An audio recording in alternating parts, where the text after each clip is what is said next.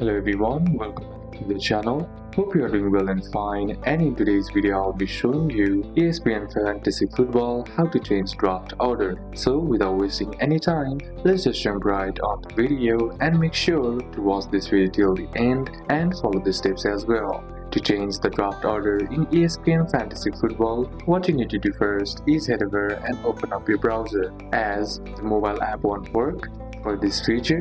Then once you're inside here, what you need to do is on the search bar type in fantasy.espn.com. Then once you have your search result loads, simply tap on the first thing that is shown to you. Then once you're inside the homepage of the ESPN Fantasy, what you need to do is log into your account. Then once logged into your account, select the League tab in the top menu. Then inside the league, select Element Tools. Then once you're inside the Element Tools, choose Edit Draft Order and Keepers. Then under the Set Draft Order section, choose Manual if you want to set a custom order. Then use the drop downs to assign each team their draft position, for example first pick, second pick, and etc.